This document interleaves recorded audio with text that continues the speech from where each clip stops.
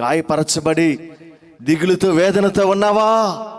అయితే ప్రభువు చెప్తా ఉన్నాడు, భయపడొద్దు, నేను నీకు ఆరోగ్యాన్ని కలుగు చేస్తాను, నీ గాయములు నేను మాన్పుతాను అని దేవుడు వాగ్దానం చేస్తున్నాడు. ఎందుకంటే ఆయన కరుణా వాత్సల్యం కలిగినటువంటి దేవుడు, కృపా సమృద్ధి కలిగినటువంటి దేవుడు, నీ యందు జాలిపడే దేవుడు, నిన్ను విడువను ఎడపాయనని వాగ్దానం చేస్తున్నటువంటి ఆ తండ్రి నీకు సహాయము చేయునుగాక, నిన్ను లేవనెత్తునుగాక.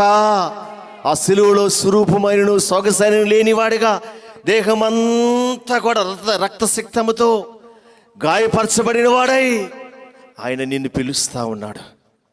2 చేతులు చాపి నిన్ను పిలుస్తా ఉన్నాడు. నేను నీ గాయాల్ని మానుపుతాను, నేను నిన్ను స్వస్థపరుస్తాను, నేను నీకు ఆరోగ్యం ఇస్తాను అని ప్రభువు నిన్ను పిలుస్తా ఉన్నాడు.